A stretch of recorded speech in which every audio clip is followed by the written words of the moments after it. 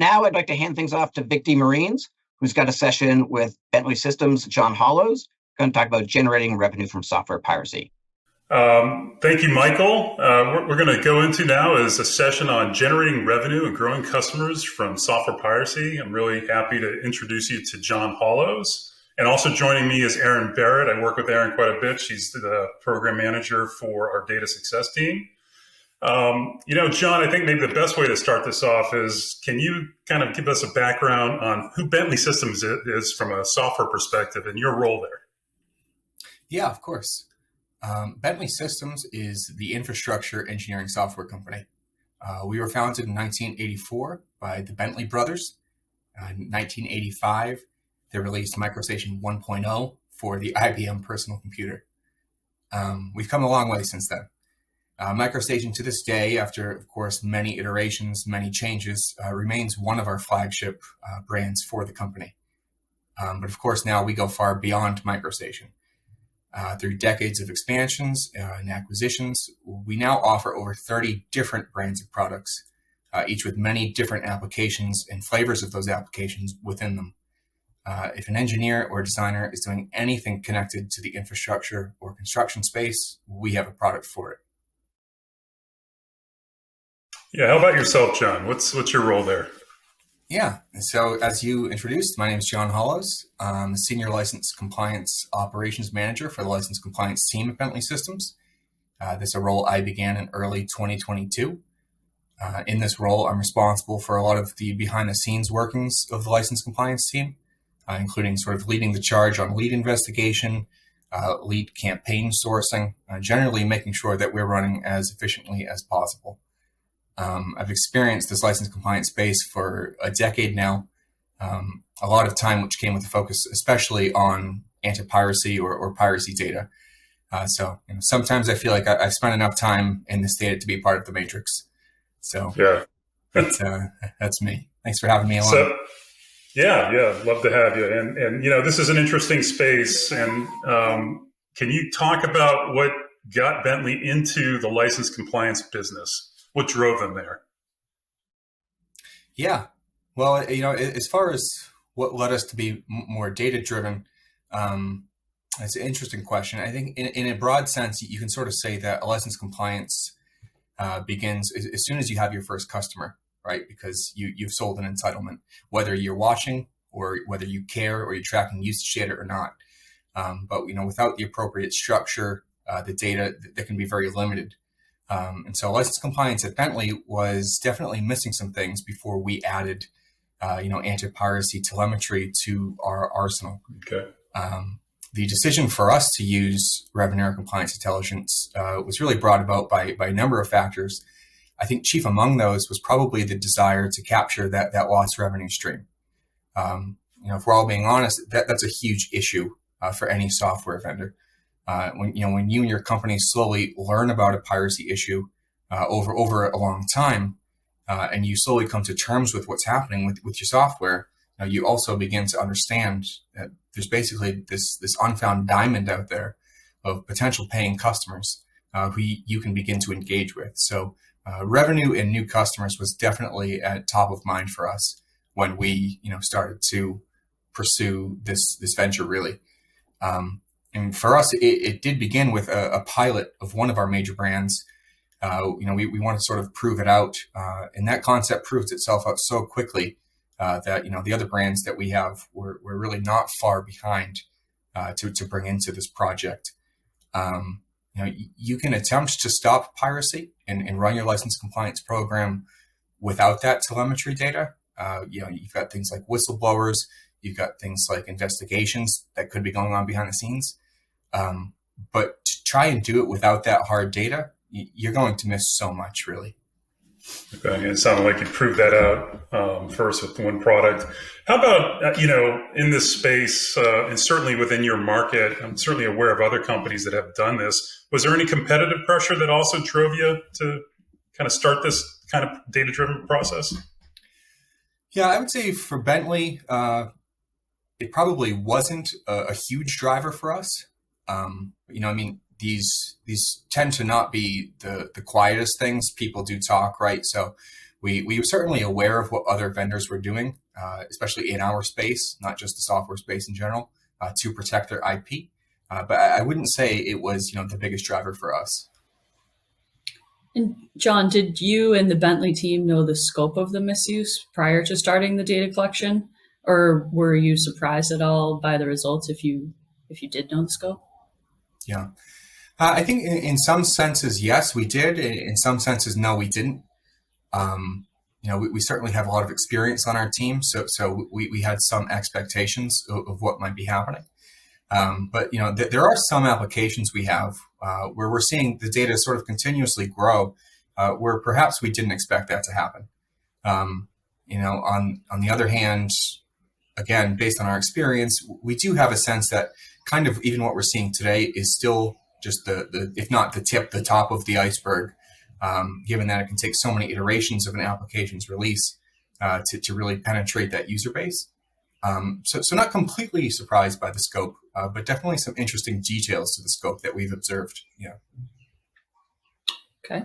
And onto a different topic. Can you talk about what the goals for your license compliance program at Bentley are, and how do you measure success, or any specific metrics that you might use there?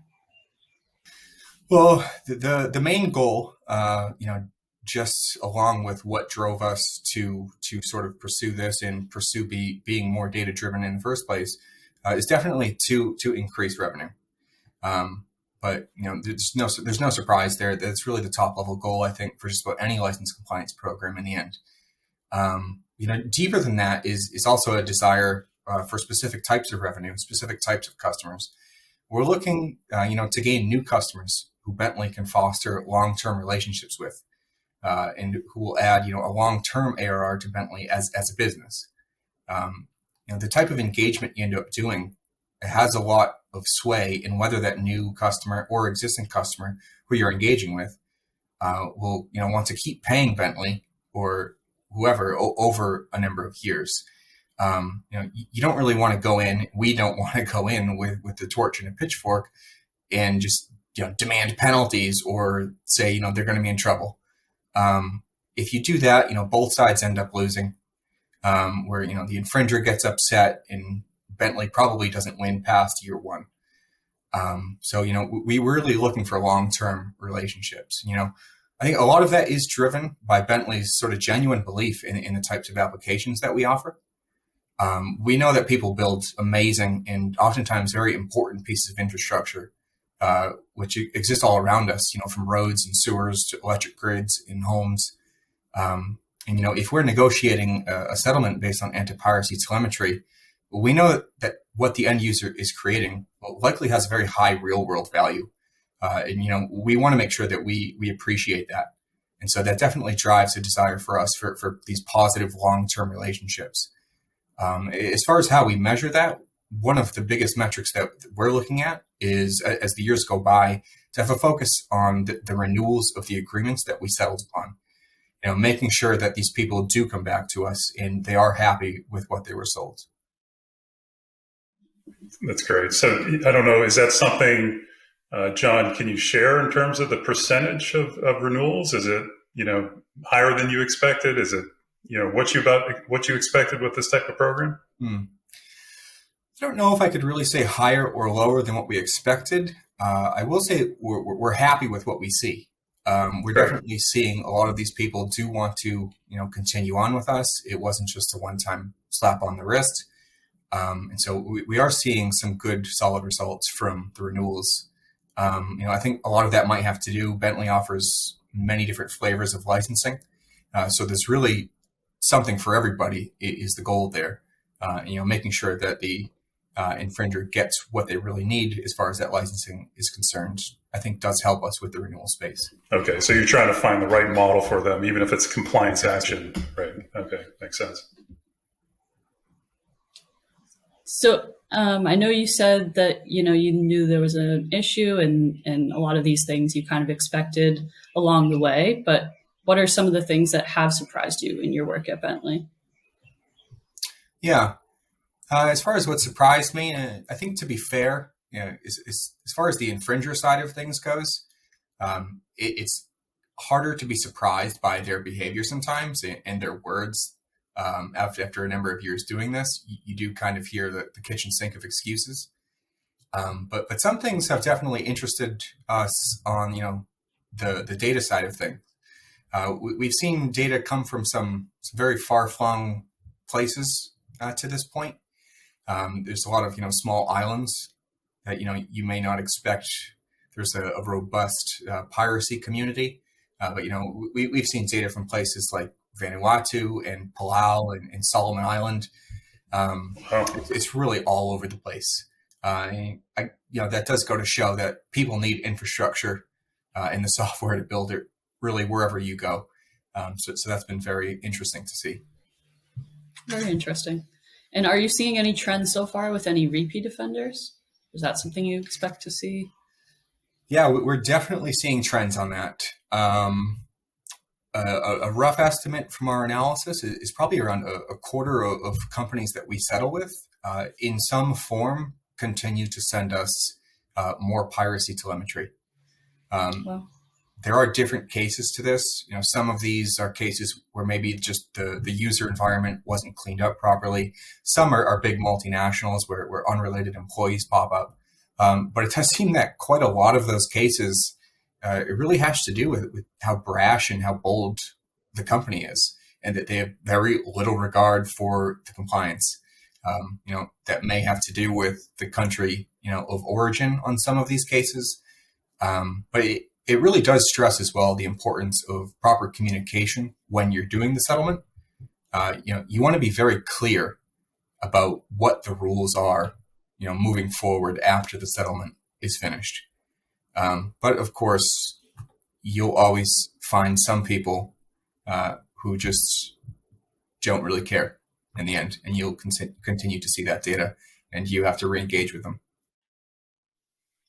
Hey, John, we like keeping these stats up to date, and this is something that we've had on Revenera's site for quite a while, and it's kind of a composite of all the companies that leverage, phone home or telemetry to measure misuse and overuse.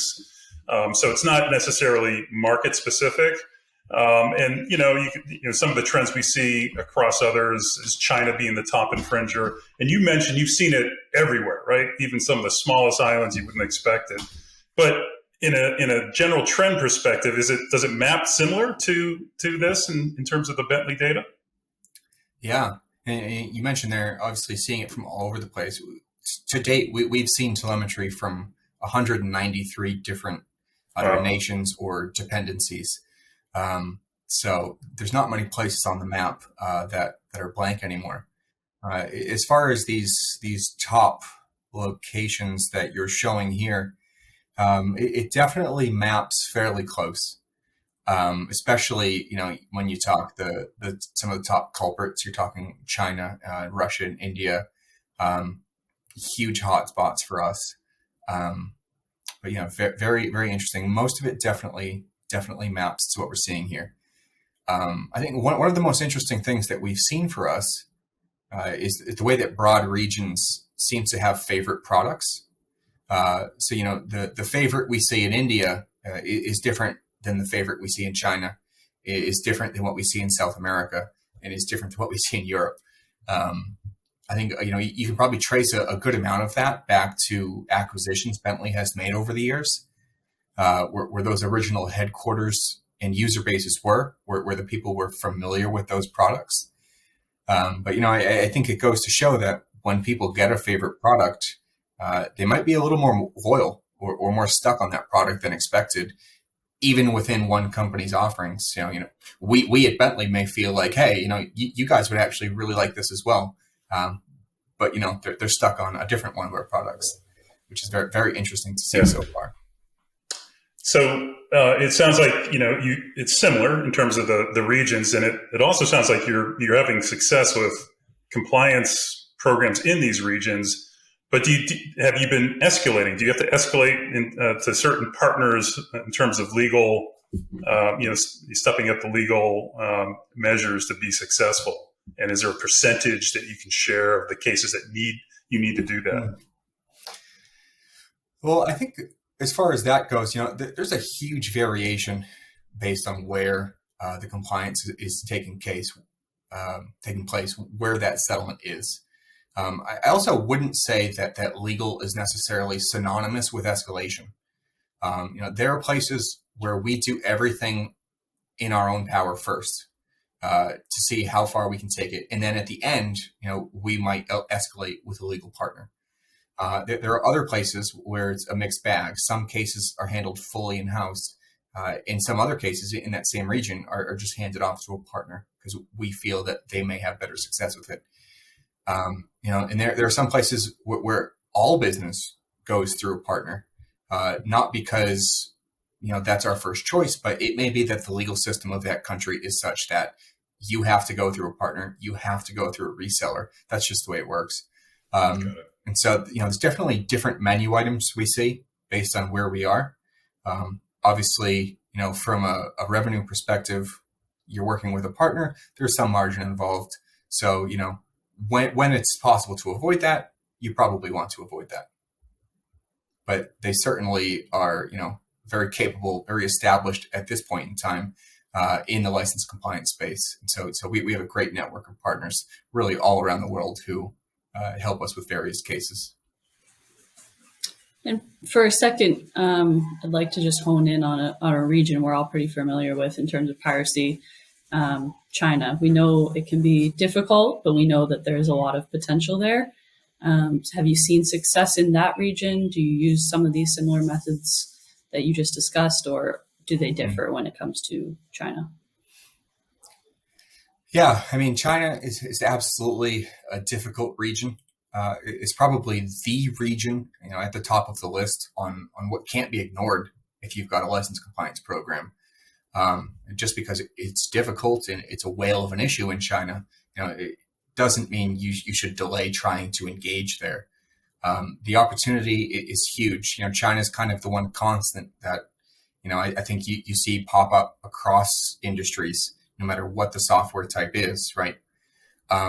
So, you have this vortex of conditions. It's a huge population. It's a huge economy. And you've got this laissez-faire, free-for-all attitude towards piracy, where so many of them just don't care. It's the first stop you go. And so we definitely take China very seriously as far as our program goes.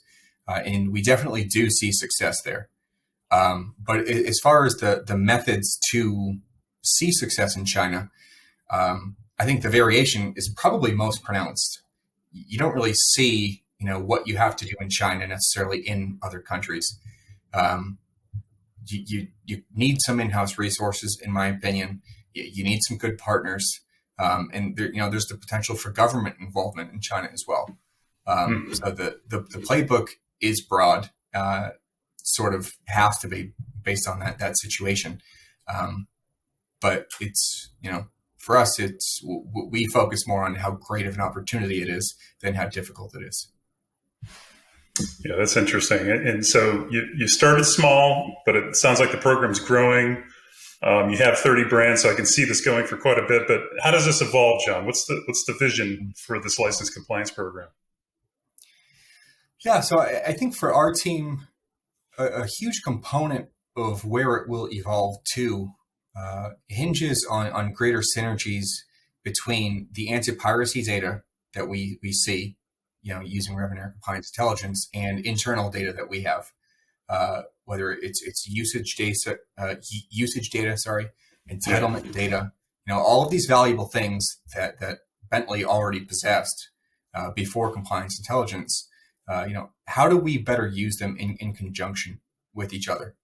And so, where of course we are doing this to a degree today, but really what it's about is how do we take another step, and how do we take another step after that, and another one after that.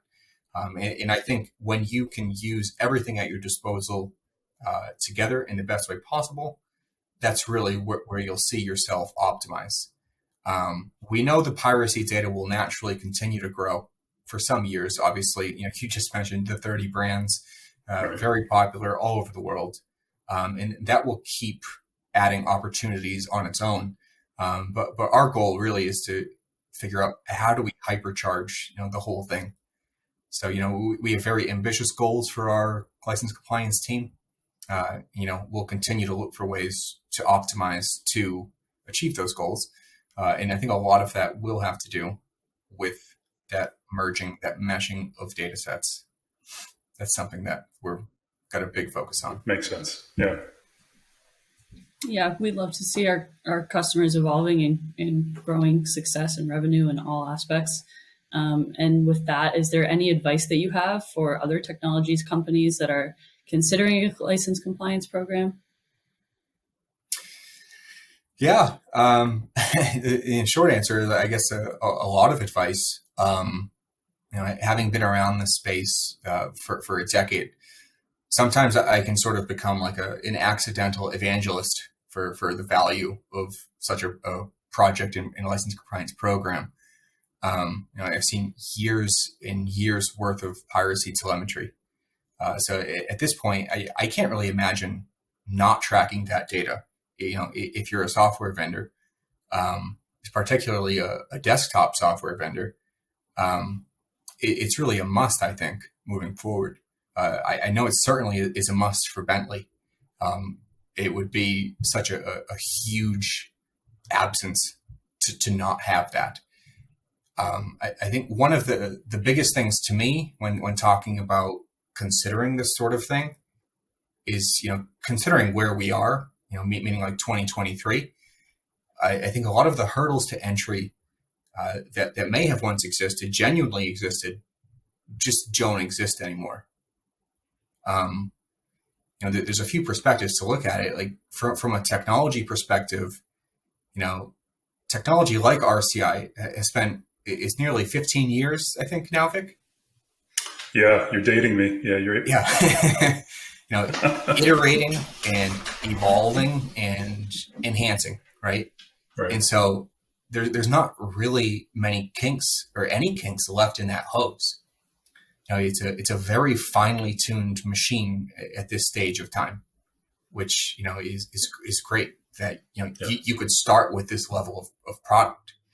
From a process perspective, I think the engagement and the legal playbook has completely been written. It's been edited, it's been rewritten. So there are people out there, there are resources out there, the legal firms out there, the partners that you work with, they really know how to make this sort of thing go. So a lot of the associated growing pains, that companies who may have jumped into this 10 years ago, 20 years ago, a lot of the growing pains that they went through, a program that launches license compliance program today doesn't really have to go through those same pains, I think. And from the perspective of the software world, I think one of the biggest things, in regards to SaaS, everyone kept saying SaaS is going to take over. It's going to fully take over. And again, Vic, I think you had spoken about what you believe the tale of desktop piracy to be. And I think you sort of put 10 years out there a year or two ago. And personally, I see this as a lot longer issue. Users who want desktop versions of applications and who in some cases need those desktop versions based on where they're running it, those users aren't going away. Right. And so, companies aren't going to stop making them. If desktop versions of your applications exist, well, so do cracked and pirated versions of them. And that's just something that, you're not going to get away from. Well, that's great insight. And it sounds like, you're approaching this as gaining new customers, which I think is good. But I still hear in concern in talking to other companies about blowback. I'm worried about what my customers are going to say about this program. I'm worried about it affecting business. Any advice there? Any tools that you developed that have helped with that in Bentley? Yeah, well, I think for our experience on our team so far, the idea of blowback is almost completely non-existent. You want to treat your marquee customers gently, of course, right? And treat large engagements with care. But in the end, that's a fairly small list, a select list of engagements that you might be taking part in. For the most part, the medium customers, the smaller customers, in the non-customers who are showing up in your data, they just don't really show that sort of angry response. A lot of times they know they've been caught, and despite excuses that you might hear here or there, are often open to a settlement of some type. That's interesting. Yeah. As far as the user base having blowback, I mean, I think the idea of the user rebellion is just something that can get overblown. It can be a bit of a scary concept. If that was real, that would be a big problem, right? But I didn't really see that in my experience before Bentley, and I haven't really seen it at Bentley. The idea our customer is going to flee to our competition. Well, guess what? Our competition is doing the same thing. So we very much want users to know that we're serious about the enforcement of our entitlements. I think that showing you want to protect your IP, it goes a long ways towards showing that you care about your products as a whole. Yeah, maybe more respect for your IP, right? John, that was great. Thanks for that perspective. And Aaron, thank you as well. I do think we have some time for questions. One. All right, great discussion. Hey, to kick us off, we do have a question that came in. So I'll to you, John, of course. Does Bentley Systems have a different approach for addressing piracy of, I guess, a favorite product versus a less popular product? Maybe that's by revenue, the brand itself. Sure. I mean, I think largely the answer to that question is no. Whether it's one of our flagship brands or not one of our flagship brands, we're generally going to approach all leads in roughly the same manner, depending where they are regionally. We do have specific ways to make sure that, say, products that may carry a higher value are definitely being looked at very freshly every day, that sort of thing. But generally, we are going to approach every engagement as if it's roughly the same. Okay. And you have quite a lot of products. I think you covered that, right? Is it over 30 different kind of brands reporting in? Yeah, okay. Yeah. And, I actually thought of another question. Let me lead off with that. And I think Aaron has one as well. So I've seen this with other customers where it's certainly about compliance and revenue and making sure customers are running authentic software. But there's also this intellectual property theft as well, where competitors may gain access to these same channels. Have you seen that in the data? Yeah. So far we have seen some of that. Obviously, we have a few fairly large people competing in some of the same industries that we're in, and we have seen some of them come up in our data. And you do have to try to assess: is this specific, or are they trying to figure out something about our software? Is this a single user who's maybe just doing something on his own for an unknown reason? Right. But it definitely comes up. And even, aside from the larger competitors, we do see plenty of data as well from sort of smaller developer companies, who might be in a more niche spot in one of our markets, who are more presumably trying to figure out something. Maybe they're trying to copy something with our stuff that they know other people like, or maybe they're past users themselves and they want to, create something that they think is better or something like that. But lots of people in these circles do come up. Even sometimes people from the channel. It's like, hey, wait a minute. We thought you were a pretty good Bentley partner. Why are you downloading, these cracked versions of our software? Is this what you're, then going and selling to people? So some very interesting engagements come out of that. And I heard that concern with the channel before, certainly in certain markets. Well, that's interesting. Yeah. Yeah, and my other question was around the different products. So how will new acquisitions impact your compliance program? Is there any process to adding license compliance to those? Yeah, well, I think the first step of the process for any acquisition, as far as the license compliance team is concerned, is to sort of assess what sort of licensing do they have now. Bentley has its own licensing system, so any new acquisition will have to be sort of brought into the Bentley system before we can fully, go down the telemetry path. But even before we go down that path, It may be that these acquisitions have internal data. They may know that they have some non-compliant issues. And those are things that we're definitely, would assess with any acquisition to see, how quickly can we get our teeth into some of that as well, so that they can enjoy the success of the license compliance program. Great stuff.